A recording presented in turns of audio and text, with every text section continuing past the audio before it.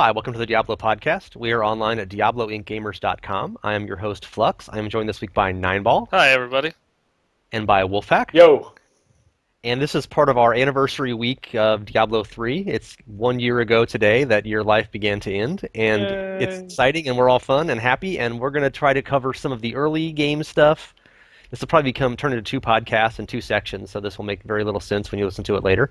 But we're covering a lot of early game stuff, beta testing, excitement leading into the game, early features, and then we're going to cover a lot of the community stuff and the fan mood and interactions and the F that winner type stuff that Jay Wilson made us all so happy about.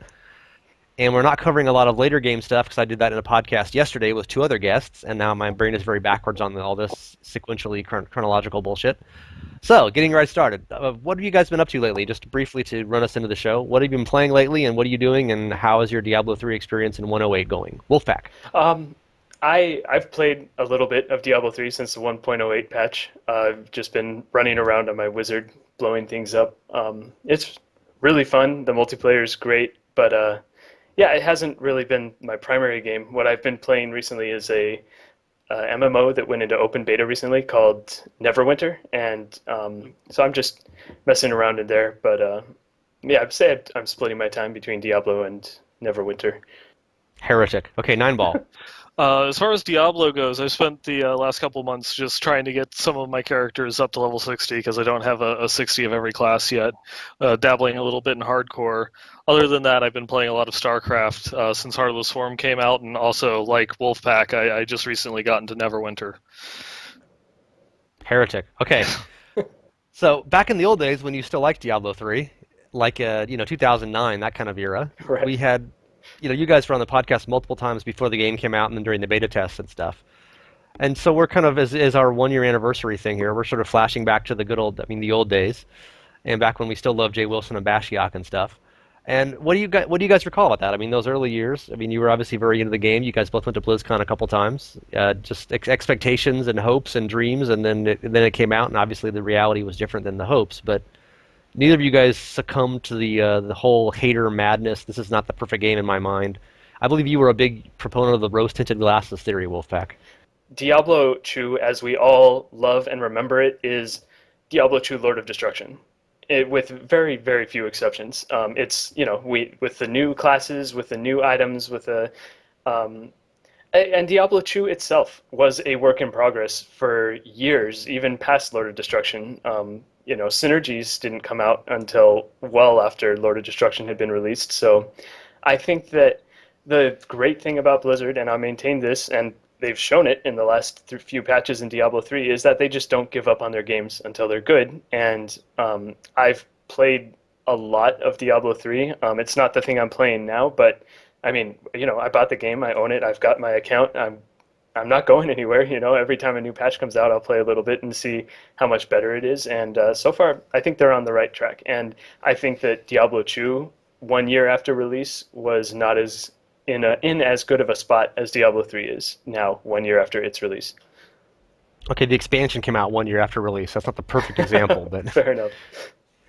D2X came out I think literally a year after, or like 367 days afterwards or something. Anyway, so what are your thoughts on that, Nine Ball? The game that both of us have just started playing, Neverwinter. That actually started making me think a little bit about some of the changes that went into between Diablo 2 and Diablo 3, such as going from a skill point based system to just the rune system in Diablo 3, because Neverwinter uses a skill point system both for your skills, and then it has a separate skill points for the passives it calls feats. I guess it gave me a new appreciation because I didn't really like exactly how the rune system was working for Diablo 3, because I'd always been one of those people that had thought that I wanted a little bit more something that gave benefits to like a permanent type build, or something where you could associate yourself with the type of build that you were, like saying, I'm a wave of light monk versus an exploding palm monk or something along those lines.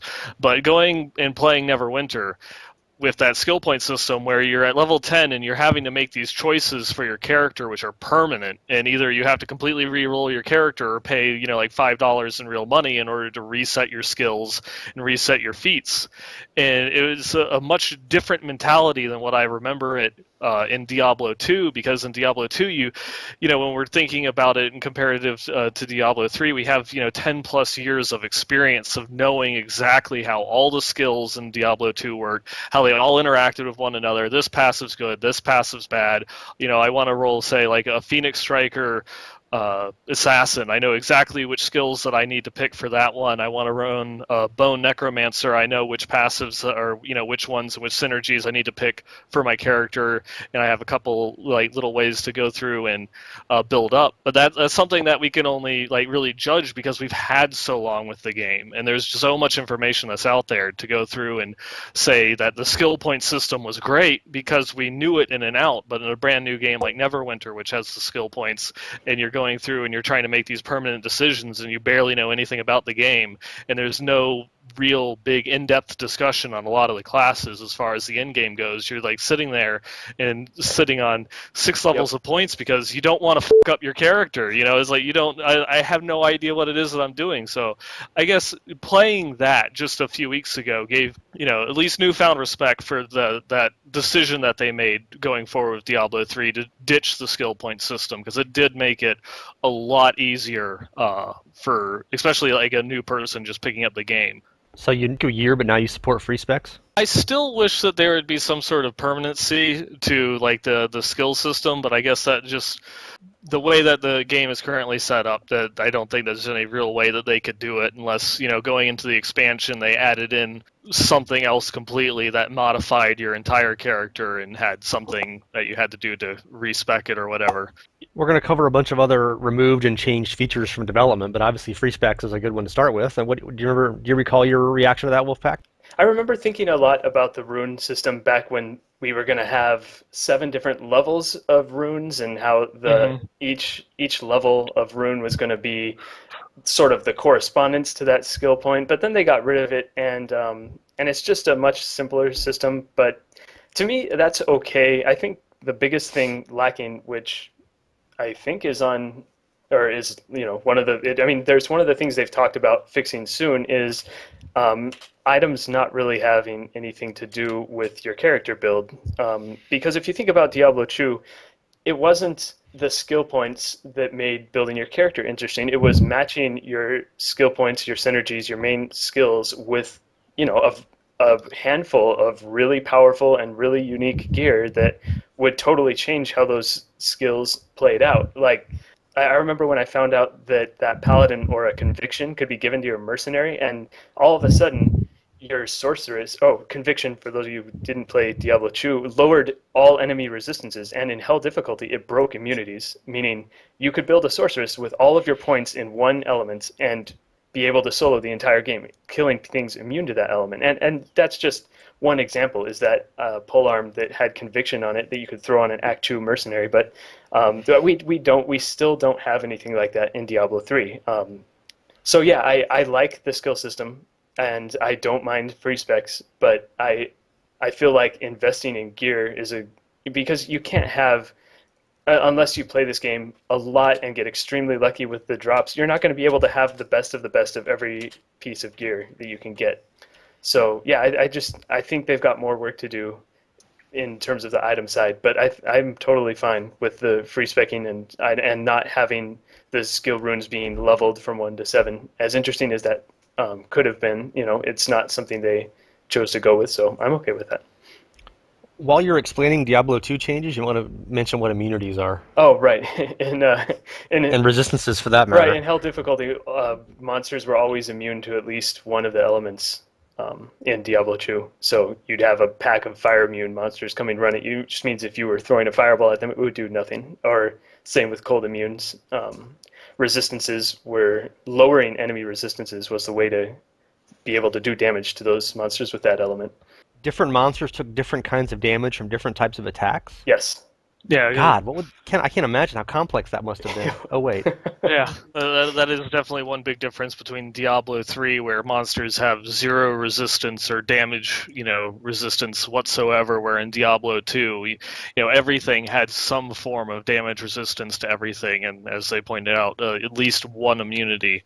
And, elites, a lot of time, elites always had at least like 2 immunities, Yeah. sometimes many more. sometimes 3 or 4. Yeah.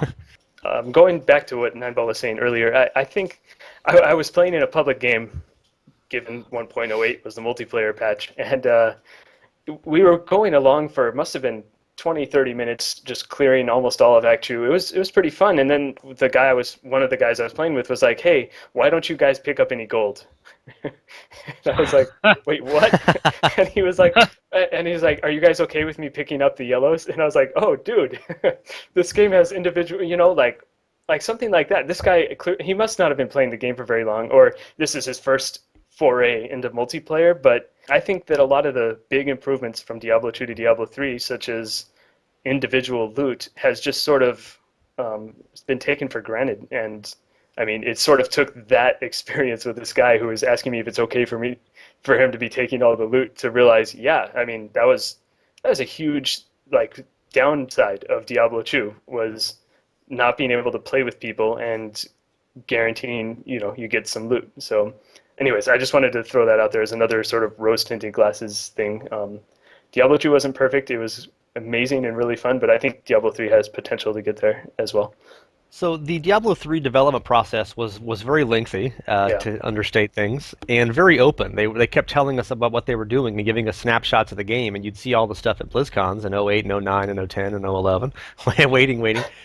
So, but as a result of that, we saw all these features and complexities that were in the game at one point. And you can look on like the skills page in the wiki, and there's all these screenshots from BlizzCon at '08 and '09, and there's these completely ancient looking skill trees. And for a while, passives were called traits, and you had points in them and like stars in them and stuff, It, and just all these things that were wildly changed. But at the same time, we saw tons of features that got removed. Even during the beta test, saw a lot of stuff removed.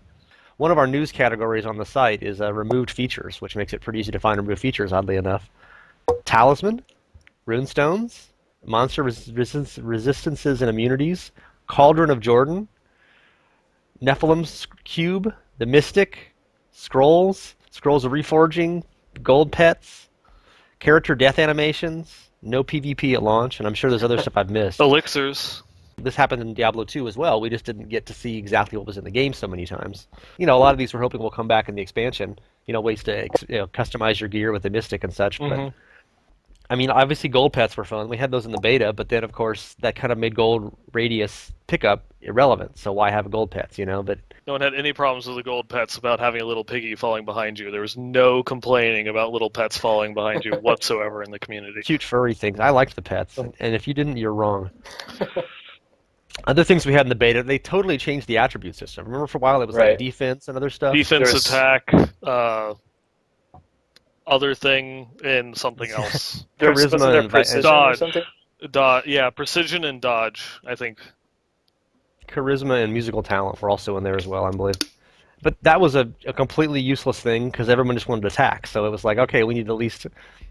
So they went back to the strength, vitality, etc. Yeah. system now, where everyone has different main stats. But one of the major complaints about the game is that you just kind of want the same item stuff. We're getting items in a minute here, but so I mean, are there any other of the features? You guys were following the game pretty closely pre-launch, and I'm sure all those things I just mentioned, you were like, oh, I remember that. Oh yeah, Cauldron of Jordan, yeah, I remember that. Yeah, Nephilim Cube. That was one of the first things that I thought of.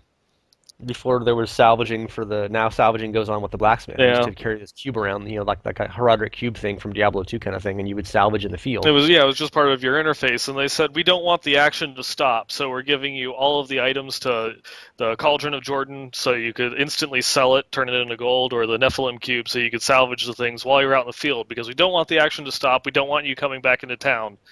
8 months later, we're removing these things because we want you to come back into town, and it was a funny reversal on the removal of those items.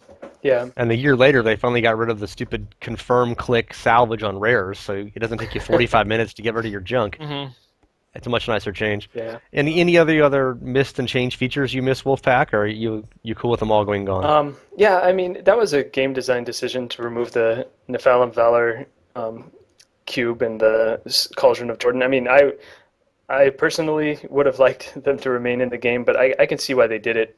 There's research done that says people will, you know, have a long term of enjoyment of a game more if they aren't killing constantly for their entire gameplay. And I mean, the fact is, if you want to be killing constantly, you can. And I regularly do. I've gone, all the way through an act without visiting a vendor once. I just don't pick stuff up, if I don't want the action to stop. So there's ways to get around it if you want, but for the most part, I'm okay with those two being gone. And for the rest of those, I mean, the pets, I don't really miss those. I do miss the PvP though, but I think we're going to talk about that in a little more detail, right? Yeah, that's one we all do miss, I think. Yeah.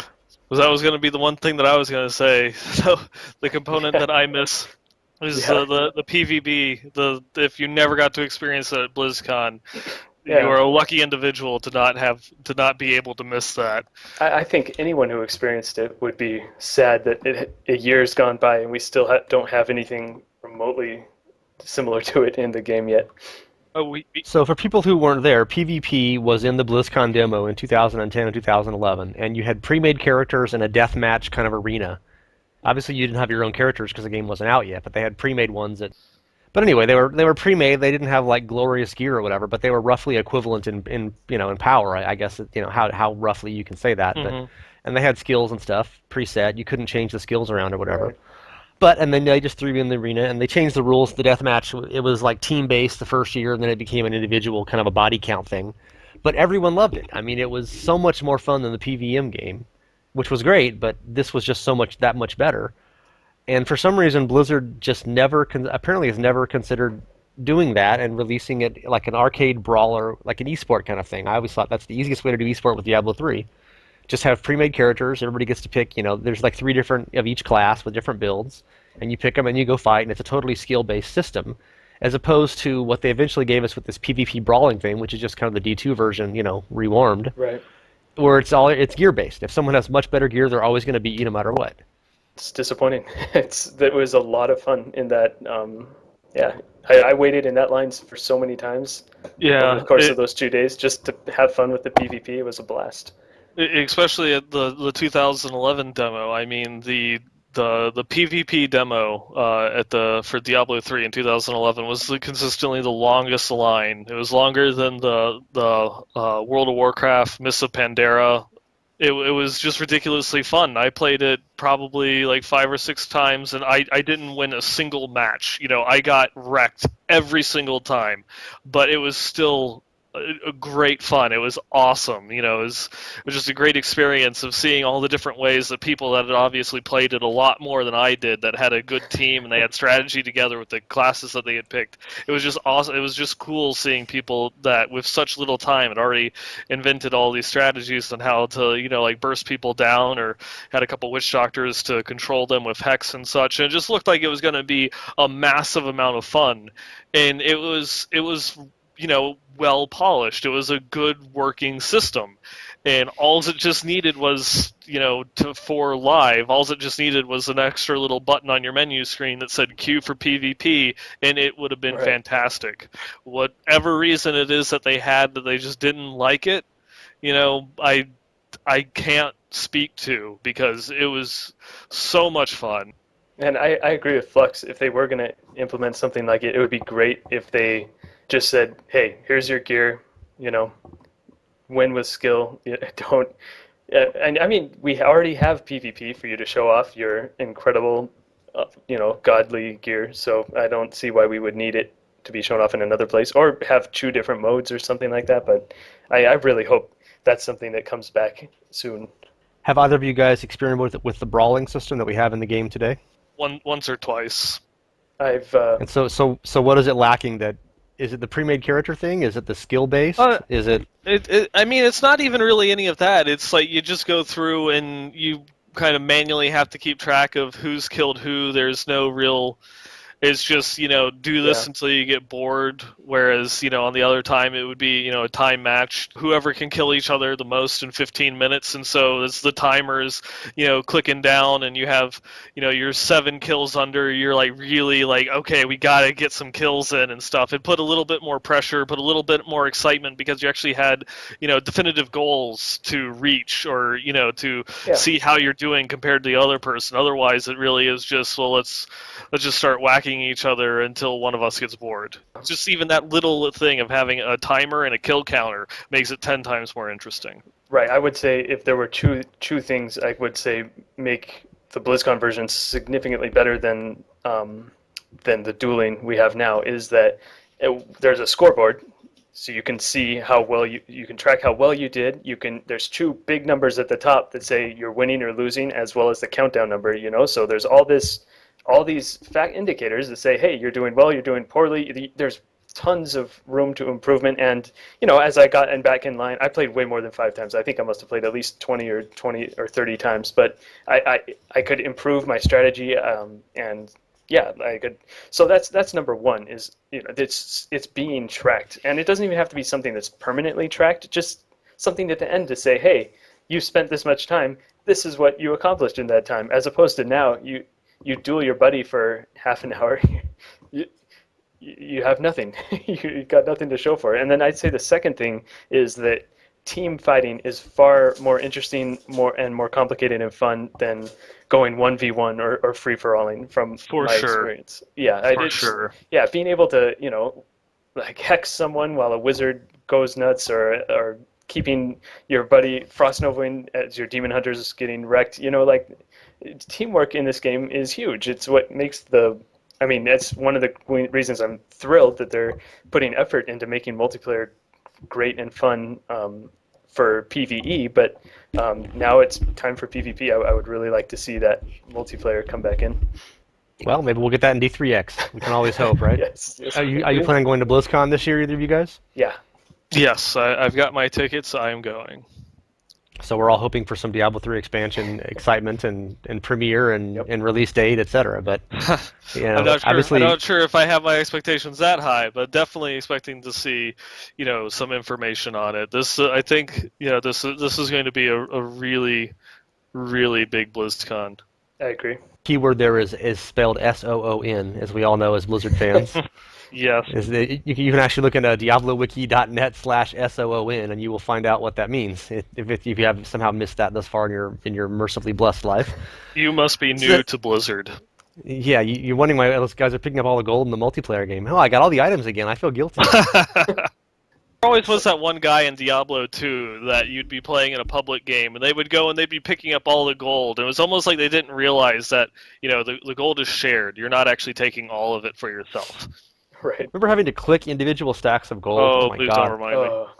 Like an animal. Yes. Speaking of things that were improved. Yeah. So speaking of early days of Diablo 3, we were all in the beta, and we were happily, waiting along and getting ready, and then, we were counting down towards the game launch. Do you guys recall what you were doing last year on May 13th and 14th, leading up to the 15th? I was hoping the midnight launch would be a success. Did you guys go to buy in stores and get the D3 CE, or had you pre-ordered, or did you have digital copies? I had signed up for the annual pass with World of Warcraft to get the free copy of Diablo, but I still went out and got the collector's edition because you basically they gave you $60 of game time to make up the price difference. Yeah. So I still had a collector's edition pre-order that we went out and picked up At midnight? Mm-hmm. I had mine before. Like I think that I got the collector's edition as well, and I had it like installed and CD key activated and everything ready to go.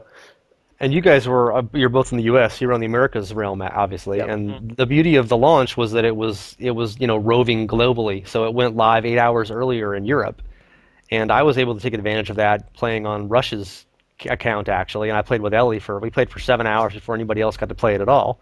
And it went really well and smoothly, and there was no problem with the servers. We were live streaming the whole thing, having a great time. And then the U.S. realms came up, and there were problems. Woohoo! Yes. Error 37 for one thing. Yep. So do you guys recall tech problems on day one? How much playtime did you get in the first 24 hours? I was on the East Coast, so it was a few hours between when I actually had picked up my copy and when I was actually able to play it. It's like 3 in the morning or something, your time, right? Yeah, I think I had actually taken a little nap, so that way I could wake up and get right in. And a bunch of my friends, out of 15 of us, I think only one of them actually managed to get into the game when the servers went live. The rest of us were all stuck, of course. I didn't actually manage to get in and play the game for at least like an hour and a half. After 20 minutes of trying constantly, I kind of gave up and went and started like I just put in a movie or something like that and would try every 15 minutes to get in until I actually, could get a character on and start playing. How was your launch day, Wolfpack? Um, it was very frustrating at midnight.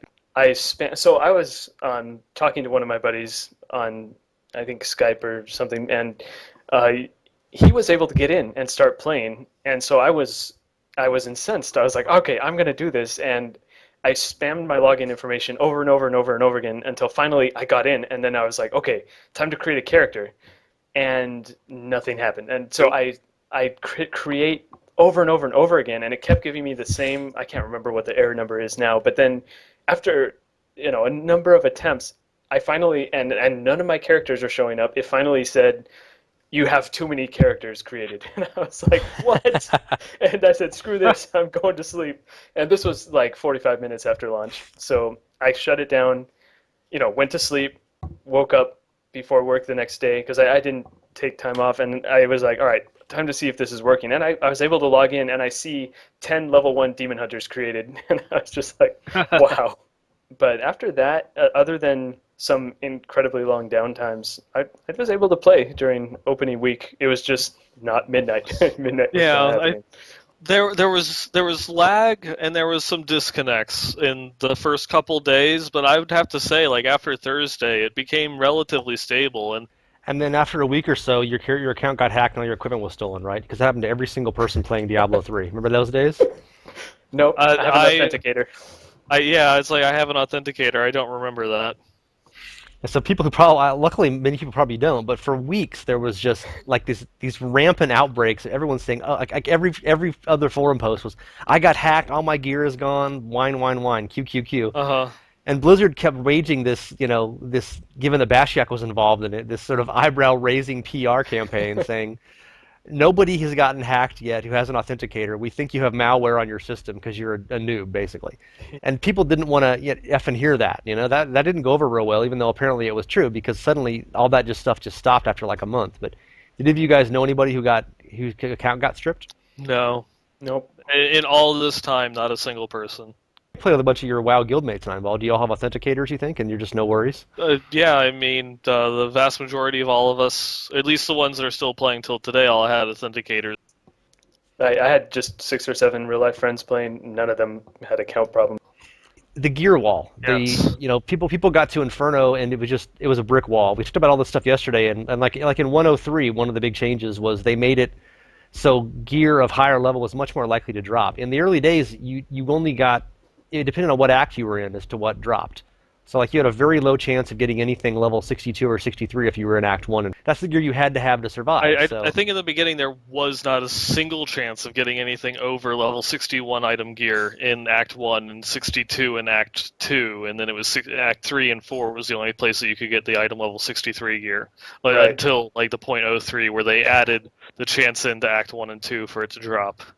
which is still a really low chance. That was on June 19th was when 03 came out. Hmm. Yeah. So basically you had the first like 5 weeks or 4 weeks of the game, and it was just. So do you recall getting to Inferno at that point, Nineball, or in late game, and it was like this is just impossible? Yeah, I still remember going through playing the game. It was like a 4-player multiplayer for like the first 24 hours, all the way straight up until Inferno. And when I first got into Inferno, I was playing solo, and I still remember I died as soon as just after you talked with you kill the zombies in the end, and you go and talk to Captain Rumford, and then the wall breaks down and the wretched mother comes out. I like died Yeah. instantly. That as And you're soon like, as this is that happened, different than hell, it's like because yes, there was a big jump from Hell to Inferno oh, back it's in those days. humongous, and it was it's like okay, so this is real, and went back to Act 4, Act 3 in Hell. It farmed a little bit, took advantage of the auction house a little bit, of course, and I managed to go through and make my way through Act 1. It was difficult, but it felt gratifying. About just it was definitely hard, but it was doable. And then I got to Act 2, and a week of trying to do anything in Act 2 on a melee character, it was next to impossible. Going back, having to farm, the Warden and the Butcher in Act 1, constantly to just get the item level 61 gear to try and kill something in Act 2, because for as much of a jump as it was from Hell Act 4 to Inferno Act 1, it was even more going from Act 1 to Act 2, because not only did the monsters level up again, you had to deal with bees, and you had to deal with the Right. Lacuni, which would go immune when they did their jumps, and the giant Lacuni that would freaking one shot you if their sword spin thing. It was playing a melee character back then was ridiculous. And it's really strange to say it nowadays, but back then people thought that the barbarian was the worst class, and if you wanted to play a melee in a high-end Inferno, you had to be a monk. They were the only ones that could do it. Barbarians were garbage then. Actually, it was just so frustrating because the gear that you got wasn't really helpful, and everyone that was making shit tons of money in the auction house at the time, they were farming. Whimsyshire. Yeah, they well, not so much Stacking. Whimsyshire, but they were going and farming, the vases in Act 4. You'd take the waypoint right before Rakanoth, and you'd go and you'd kill a bunch of you'd destroy all the vases, get the blue drops, because back then blues were actually worth something, and you'd get a blue level 63 weapon that had 900 damage on it, and you just made yourself freaking 50 million gold or whatever. But I eventually just got so frustrated with it, I rolled a wizard just so that way I could get past Act 2 and into Act 3 and Act 4, so I could farm gear that could get my monk, into the later acts. And I eventually ended up, you know, uh, beating all of Inferno on my wizard, and that was actually, even though I didn't like the reason why I had rolled the wizard, because I wanted to be able to play through it on my monk without having to rely on another class just to farm for gear or for gold. It was really gratifying being able to kill Diablo on Inferno with my wizard, because it was after the Force of Armor nerf, so that way I wasn't immortal. But it was before Inferno itself got nerfed, so it was a ridiculously hard fight, back then on a shitty geared wizard, where one wrong move with almost anything and you were dead. It's like you got picked up by you got hit by the bone prison, dead. You got hit by a fireball, dead. You got hit by the fire patch, dead. The melee swing put the wrong debuff on you, you dead. It was challenging. It took like an hour and a half of just throwing myself at it before I finally got it down, but it was very, very gratifying once I finally got that kill. And do you miss those days? There's some things that you kind of look back nostalgically and miss. It definitely was a lot more challenging compared to even say rolling the game on like Monster Power 10, being under geared and rolling it on 10. Um, in certain respects, like on the monk, it was just impossible. It was like that was frustrating. But then on the wizard, it was really difficult, and but it was challenging. It wasn't impossible. Um, I guess it's just a different way of looking at it. Nowadays, some things, can get a little bit cheesy, and all of a sudden, it's like, oh, that's bullshit. It one shot me, or you got jailed inside a molten plague and poison patch all at one time, and you die in half a second. But it's now the expectation is to just cut through everything, as opposed to it actually being a challenge. Inferno had a big nerf in August in V104, another big nerf in 105 Hmm. in October, and those patches also added in the Paragon system and the Monster Power system. So nothing was customizable, and it was much harder in the old days. So for your early days, Wolfpaq, when you finally took your covey of demon huntresses, Yeah. and you got all 10 of them in there at once, like the end of Iron Man 3, and started playing them, how did you find it? Did you have experience similar to Neinball, or were you more successful? Um, I was not as driven as Neinball to finish Inferno. Was spent a lot of time with a friend farming Whimsyshire, which was pretty tough for killing the monsters within it. But then once you had them all cleared, you just threw on all your magic find, and you had so many chests that you could. This was back when Magic Find applied to chests that you could Hmm. loot. I got to Act 3, and I just stopped because there still really is no real point in farming Act 4, and I was more interested in making money and getting good drops than I was in completing the game. Although, even for Demon Hunters, because Smokescreen got nerfed really, really quick. It's probably one of the earliest nerfs in the game, if I'm remembering correctly. Yeah, that and there was one of the monk auras that gave everybody in the party immunity for 3 seconds. Yes. Yeah, the Serenity nerf was I think a Thane was he had the team of monks that were going to try and get the world first Inferno clear, and so they And they all had like 5,000 hit points in Inferno because they were just constantly cycling this between the three, four of them. yeah, Yeah. and And they Blizzard was like, "No, you don't. Hot fix." Yeah. yep. So there was dealing with that, but yeah, I got to Act 3, which is where it was pretty obvious.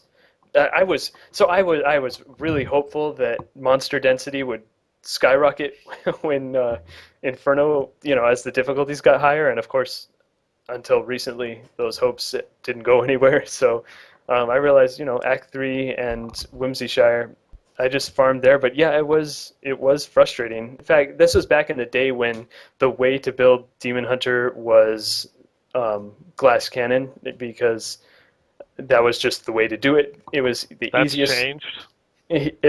It's changed a little bit because of damage reflect changed. People just gloom and life leech and stand in the middle of the pack and use bullet shot now, and like they're immortal basically. Well, in certain difficulties, but the problem, so a huge part of the reason I'm not playing as actively anymore is the Demon Hunter's not in a good spot right now for farming the higher level difficulties, because we're missing a lot of things. And in fact, if you compare them to the best class in the game right now, I mean, it's a joke. The amount of DPS that barbarians are capable of putting out onto big packs of extremely high hit points monsters compared to and their survivability compared to anything a demon hunter could do is just not even it's just not even comparable. So for now, anyways, I'm sort of going off on a tangent. But yeah, back in the day, it was all glass cannon. I was still with well under 10,000 health, trying to work my way through Inferno. I don't really miss those days. I have quite a bit more health now, and it serves me well. There's a lot of issues about people feeling that they were straitjacketed in their builds, and you'd get to Inferno when you had to have 4 defensive skills and a buff basically. And I think that was partially just an adjustment period. I remember Azure was bitching about that endlessly. Like we played in the beta and it was so easy. You could just have all your skills offensive and just have multicolored destructions. And that was kind of what you did in Diablo 2 also. You'd be like a tri-force wizard or something, using like 3 offensive attacks from multiple trees, and then that changed with synergies over time. But you didn't need much defensive skills in Diablo 2, and certainly didn't need them in the Diablo 3 beta, or even in Night Normal or Nightmare. Right. And then you started getting into Hell, and you suddenly needed to have these debuffs and buffs, and then you got to Inferno, and you look at all the common builds now, and they're basically 3 or 4 debuffs and defensive skills, and maybe 1 offensive attack. And I think we're all kind of used to that now. But there was a big adjustment period back like last May and June and July where people are like, I want to use 4 offensive skills. Why can't I use these and survive? And Blizzard was like, because you can't. Because they want the Yep. content to be challenging.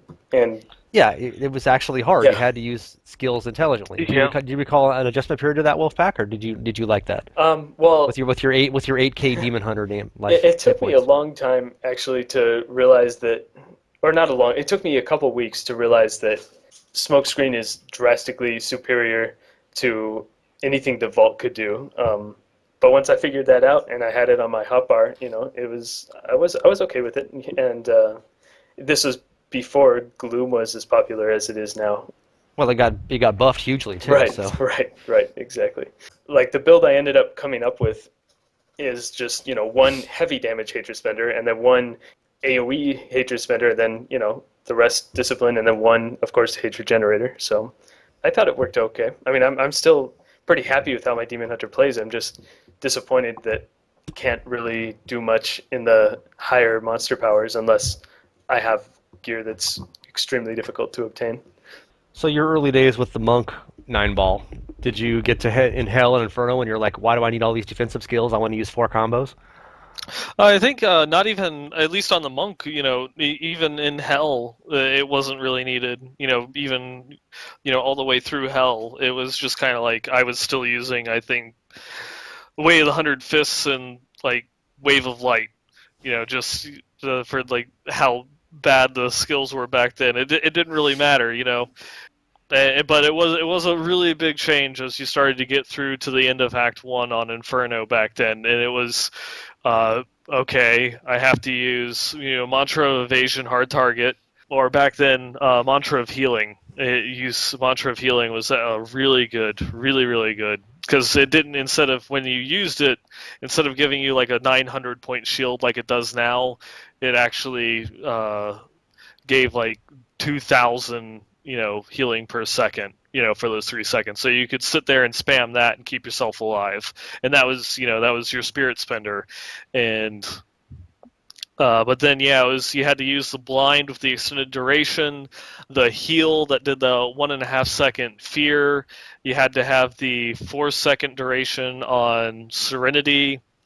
Then you also using Resolve, Seize the Initiative, and One with Everything as far as your passives, so you're completely defensive on the passives. And then your offensive ability, most people would go with Seven-Sided Strike because it would give you a few seconds of invulnerability, or Dashing Strike because you could use Dashing Strike to get out of jail, or to dodge you could time it and dodge the frozen orbs. You could still do that. If you cast Dash just as the orbs are exploding, you won't get frozen in place. So basically, it sounds like you didn't have too much trouble making the adjustment to you need lots more defensive It, skills and situational awareness well, and buffs it in D3. it was not so much that it was like any big trouble, doing it. It was more or less you made that adjustment and you switched your skills to that, or you didn't do anything. You literally could not kill just like a normal pack of mobs if you tried being more offensive and didn't have your bar, completely full of defensive skills. One of the related issues was items. Itemization was really a big problem in the early days. Remember legendaries back in the day? And they gave us this preview of legendaries like 6 months before launch, and everyone was like on the website. And people were like, these are horrible, these are boring, these are underpowered. And Blizzard was like, oh, don't worry, we're going to fix that. And then the launch came, and they were all still pretty much the same thing. Do you recall? And I mean, plus nobody could find any because no one had any magic find. Yes. So people would play for like 3 months and find one legendary, and it was garbage. And that didn't go over real well with fans. Do you recall those days, Wolfpaq? Yeah, I was one of the ones leading the charge. Yeah, it was outrageous that they would show us these inferior legendaries and then say we're fixing them, and then they didn't. I mean, it wasn't like almost fixed them, or they were just bad. I don't know what else to say about it. They were just really, really bad. And I'm glad they're starting. They had the patch where they started to work on it, but there's clearly a lot of ways to go in the itemization. I mean, you've heard me say it before.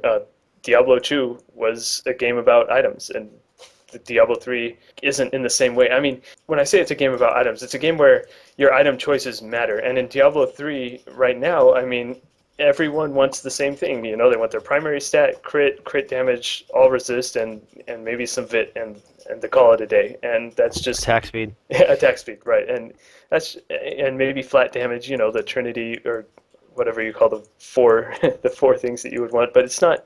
It's just not exciting compared to, say, the game-changing items you could get in Diablo 2. I mean, there were a lot of them.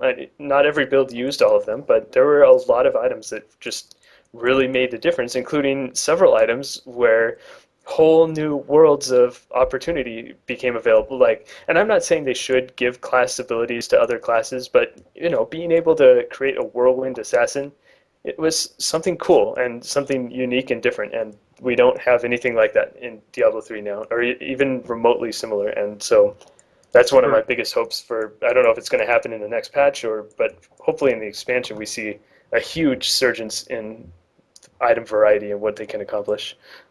For anyone having an itch to go back and play Diablo 2, the thing about the Whirlwind Assassin, like one of the last characters I played in Diablo 2, it was like probably the most fun I ever had in D2, was playing the Frozen Orb Assassin. I don't remember what rune word it was, but it was a mace, and you put in a certain rune word. I think it was a rift. Yeah, it was the rune word rift, and you would kick and send off like 8 frozen orbs and like 10 tornadoes, and if you had a hellfire torch, so it's like you'd kick something and then suddenly like Armageddon happened on your screen as all this shit just flew out of the heel of your boot.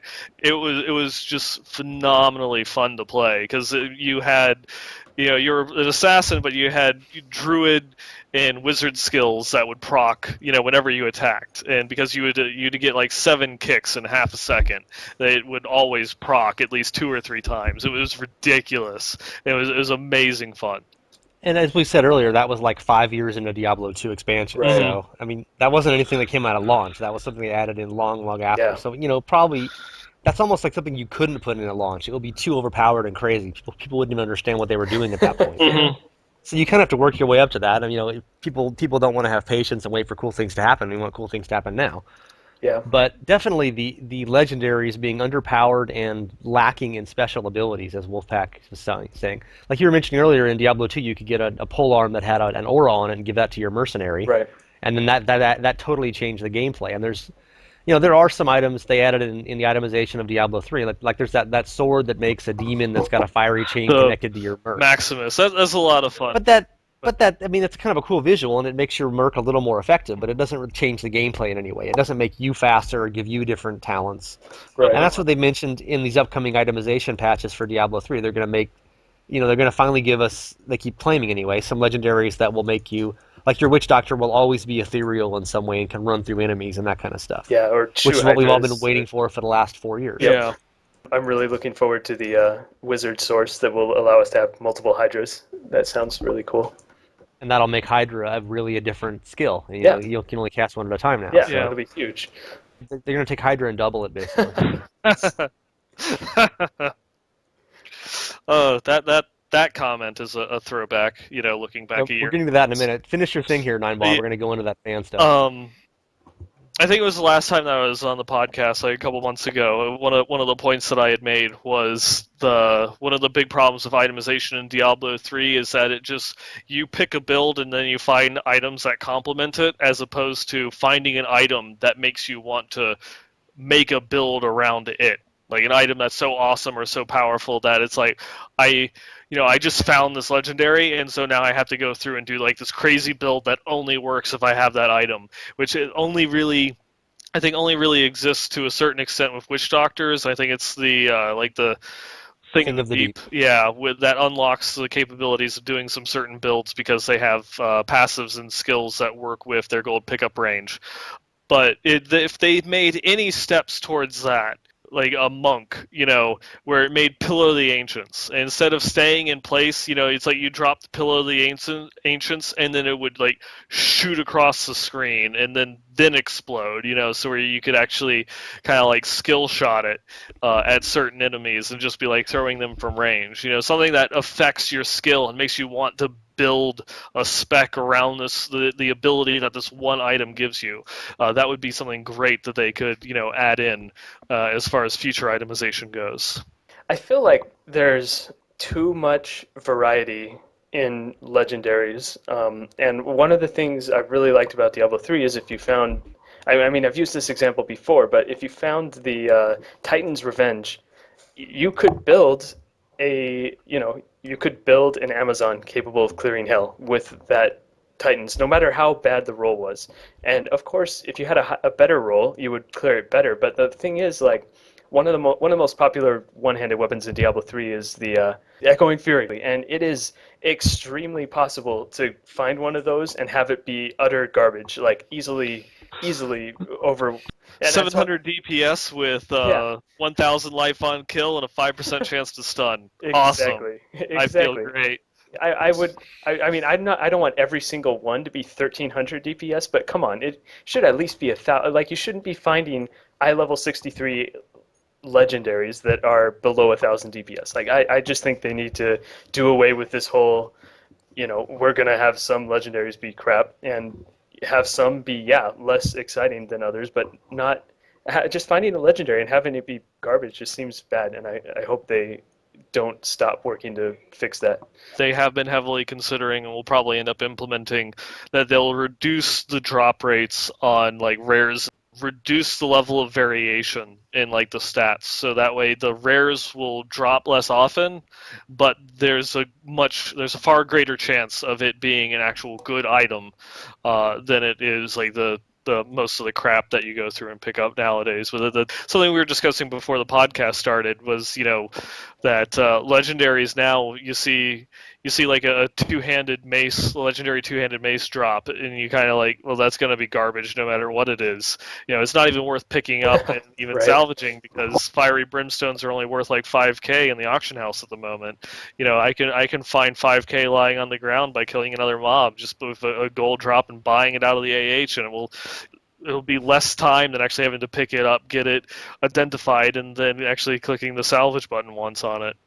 One thing we haven't even gotten into, I don't even want to, but the whole two-handed weapons thing. I mean, we had this issue Oh, forever in we, Diablo 2. yeah. Two-handed weapons are almost always useless, melee weapons at least. A very common theme before Diablo 3's launch, how can they fix two-handed weapons? Give them more stats, give them bigger stats, give them inherent, blocking properties, that kind of stuff. hmm And we had all these discussions thinking, oh, the devs will think of something cool. And then, of course, we get two-handed weapons in Diablo 3 have exactly the same problems that they all had in Diablo 2. And the only one anyone ever uses is a scorn with really big stats. Yep. And so apparently the riddle of solving two-handed weapons is making one that it just has absolutely ridiculously overpowered damage stats. And then people will kind of sacrifice to use it. Otherwise, no one ever touches them. I'm not sure exactly if it's been stated with the Diablo 3 dev team, but that's a common problem in WoW that a class that can dual wield or use two-handed weapons, it's almost always better to dual wield than it is to use the two-handers.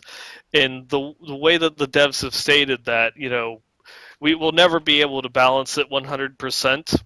And if we try to make two-handed weapons better, they'll just be better, and then everyone will use two-handed weapons over dual wielding. So we're fine with just leaving it as it is. So basically, we have WoW to blame for this as well, according to your explanation. So good. That simplifies Oh, things. we can get into that. This would be a good segue for the whole community topic. About how WoW ruined Diablo 3. I think that actually still gets mentioned to this day. Well, because it's true. Okay, actually, it's probably not true. In fact, as we've learned more recently, the RMAH and the console are to blame for ruining Diablo 3. We will pick up that topic in part 2 of this podcast, which should be posted tomorrow. And that one covers mostly the community and why the Diablo 3 community is so, let's say, passionate and not hate-filled, rabble, rabble, rabble, although that is also the case, and how that compares to other games and other Blizzard games and why it's often not the case with them. And we'll also talk about Bashiok's tenure as the community manager and Jay Wilson and some other various PR atrocities. And look forward to that, and we will talk to you soon. Bye-bye. Moo.